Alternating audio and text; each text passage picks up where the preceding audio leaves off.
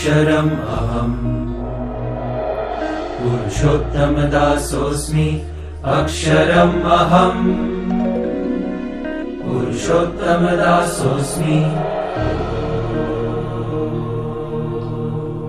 નમસ્કાર વિદ્યાર્થી મિત્રો, કેમ છે? મજામાં ને? મજામાં જ હશો એ આશા સાથે છે એ સહજાનંદ ક્લાસીસ ગોંડલ આપ સૌનું હાર્દિક સ્વાગત કરે છે। કેમેસ્ટ્રીમાં જે આપણે અગાઉ જે લેક્ચર જોયો હતો એ હતો પેકિંગ ક્ષમતા, પેકિંગ એફિશિયન્સી।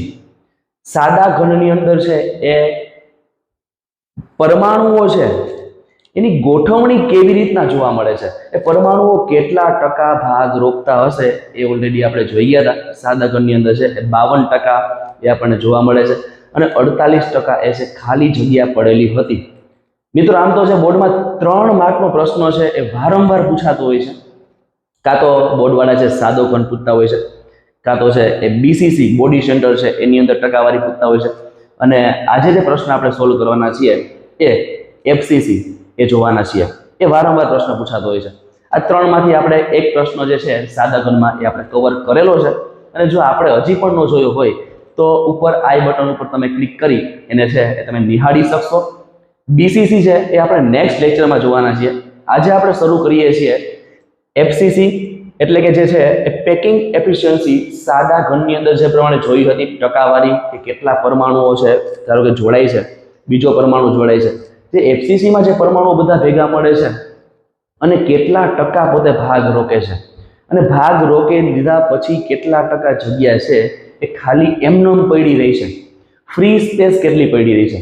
આ વારંવાર પ્રશ્નો એ પૂછાતા હોય છે। તો ચાલો મિત્રો, આપણે છે આજના લેક્ચરમાં છે જોઈએ કે પેકિંગ એફિશિયન્સી ઓફ એફસીસી ફલક કેન્દ્રિત ઘનની અંદર એ છે પેકિંગ ક્ષમતા।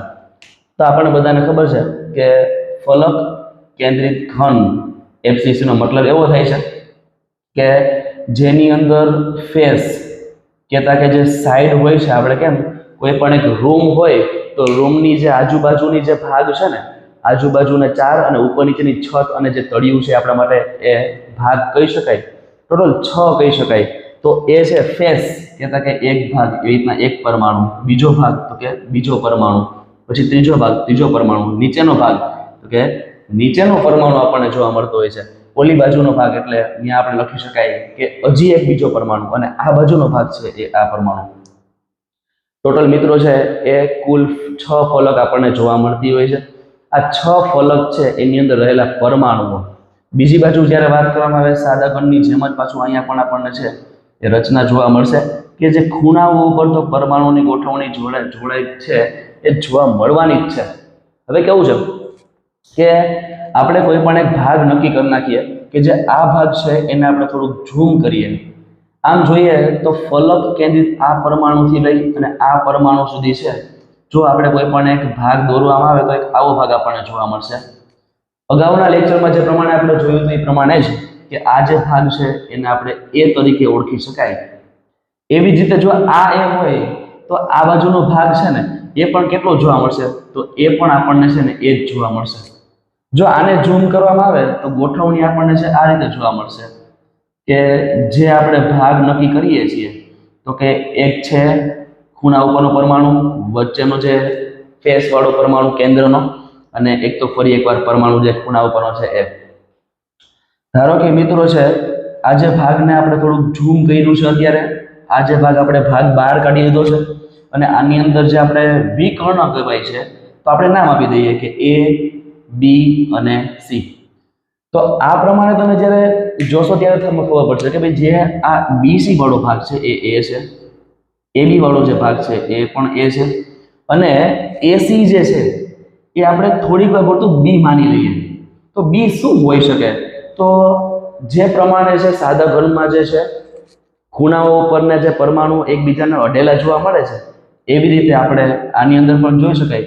ધારો કે આ પરમાણુ જે આવડા છે એ, પછી ફરી એકવાર આ બાજુનો ભાગ છે એ, અને આ બાજુનો જે ભાગ છે એ આપણને છે આ રીતે જોવા મળતો હશે। આને થોડુંક આપણે નીચે વિસ્તૃત જોઈએ તો આ રીતે આપણને જોવા મળશે।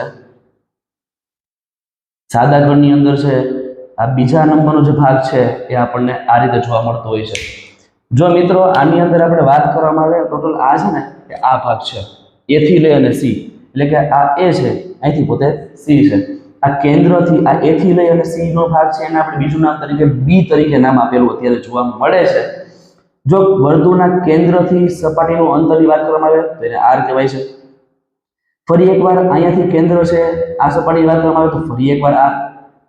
આ કેન્દ્રથી ફરી એકવાર જો સપાટીની વાત કરવામાં આવે તો એને પણ આર કહેવાય છે. અને ત્રીજા નંબરનો જે ભાગ છે ત્યાં પણ કેન્દ્રથી આપણે આર કહી શકાય.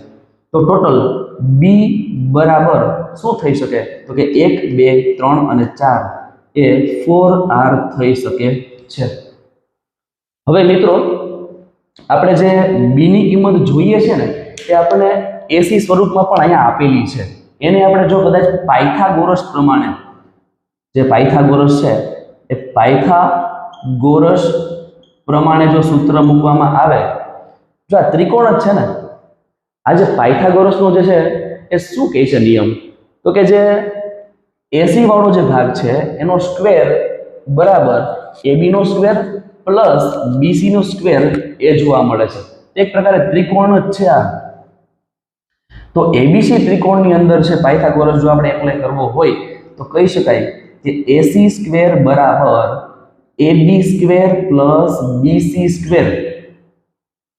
એબી ની કિંમત કેટલી આપી છે તો એબી ની કિંમત આપણને છે ને એ આપેલી છે, પણ આ તો એબી સ્ક્વેર છે એટલે એ સ્ક્વેર આપણે ત્યાં કહી શકાય.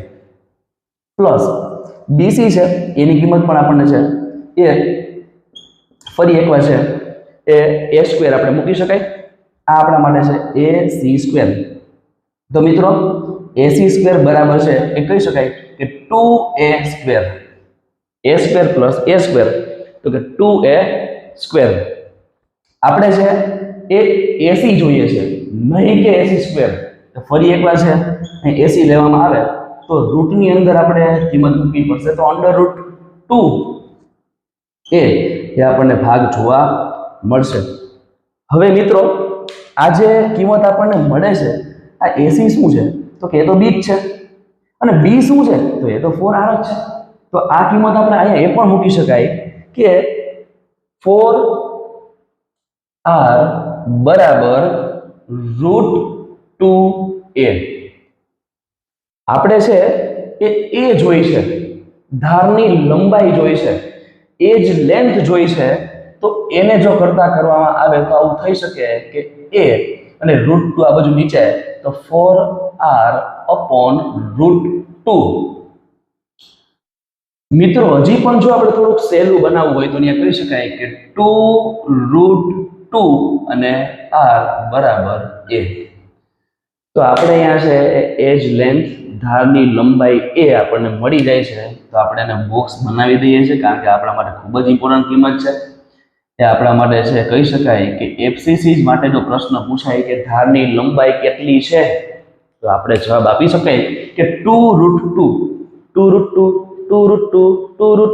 એ આપણે અહીંયા જવાબ આપી શકાય છે કે 2√2 છે એ આપણે ત્યાં એફસીસી માટે ધારની લંબાઈ કહી શકાય. મિત્રો આપણે જોઈએ છીએ પેકિંગ ક્ષમતા. પેકિંગ ક્ષમતા એ પેકિંગ ક્ષમતા એટલે કે પેકિંગ એફિશિયન્સી. એના માટે આપણે ફોર્મ્યુલા પણ જોયેલું હતું કે z ગુણ્યા 4/3 πr3/v. મિત્રો v ની આપણને કિંમત ખબર છે. v માટે છે આપણે વોલ્યુમ છે તો v એ છે એ a ક્યુબ છે, કહેતા કે એનો ઘન છે. એની કિંમત તો આપણે ગોતેલી છે. અત્યાર સુધી જે રામાયણ કરી આ બધી કોના માટે તો કે એ માટે. તો આપણે ક્યાંની જે બધી વેલ્યુ ગોતી છે એના માટે તો છે. તો બધી જ કિંમત આપણે મૂકી શકાય. મિત્રો z છે એ આપણે એફસીસી માટે 4 જોવા મળે છે. આપણે ઝેડના વિડીયો જોવાના હજી પણ બાકી હોય તો ફરી એકવાર છે એ આઈ બટન ઉપર છે એ ક્લિક કરી કે એસસી બીસીસી અને એફસીસી ની અંદર ઝેડ કેટલા જોવા મળે છે આપણે ટ્રીક પ્રમાણે 1 2 4 એ રીતે આપણે યાદ રાખેલું છે. એટલા માટે એફસીસી માટે છે આપણે 4 જોવા મળે છે. તો કિંમત આપણે મૂકી દેવાય કે 4 ગુણ્યા 4/3 πr3 v ની બદલે હવે આપણે છે એ મૂકી શકાય એટલે કે a ક્યુબ મૂકી શકાય. તો કિંમત મૂકી દેવાય કે 2√2r અને આપણા માટે છે એનો ઘન. મિત્રો આ જે કિંમત છે એ છે પણ ખાલી આપણે એ મૂકવાનો નથી, એ આપણે v એટલે કે એનો ઘન મૂકવાનો છે.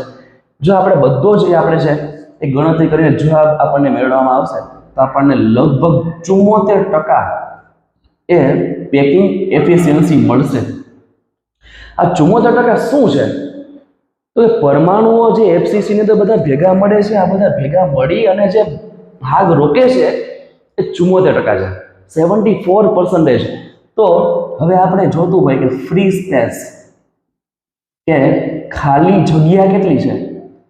ખાલી જગ્યા છે તો આપણે કહી શકાય કે કુલ જગ્યા 100 હોય એમાંથી ભરાઈ ગયેલી જગ્યા એટલે કે જો 74 આપણે બાદ કરવામાં આવે તો આપણને કેટલા મળશે? તો કે 26%. 26% આપણને છે એ એફસીસી ની અંદર ખાલી જગ્યા મળશે અને 74% છે એ આપણને શું મળે છે? એ પેકિંગ એફિશિયન્સી, પેકિંગ કેપેસિટી આપણે કહી શકાય, પેકિંગ ક્ષમતા કહી શકાય, ઘણા બધા શબ્દો છે એ આપણને મળે છે. મિત્રો સાદા ઘનમાં આપણે 52% અને 48%, બીજી બાજુ એફસીસી ની અંદર છે એ 74% અને 26% ખાલી જગ્યા જોઈ હતી. ઘણી બધી રીતે બોર્ડમાં પ્રશ્ન પૂછે છે કે આપણે ડાયરેક્ટ વિકલ્પ પસંદ કરીને ના જોઈએ, આપણે વાંચીએ કે શું પૂછ્યું એમ પૂછાય પેકિંગ ક્ષમતા તો 74%, ખાલી જગ્યા કેટલી છે એમ જો પૂછાઈ ગયેલો પ્રશ્ન હશે ને તો પણ વિકલ્પ તરીકે 74 અને 26 બંને હાજર હશે. આપણે ખાલી એમ નહીં કે એફસીસી તો 74 તો ટીક કરી નાખીએ, જો ખાલી જગ્યા પૂછાય તો આપણો જવાબ ખોટો પડશે. ખાલી જગ્યા માટે છે એ આપણે 26% આપણને જોવા મળશે.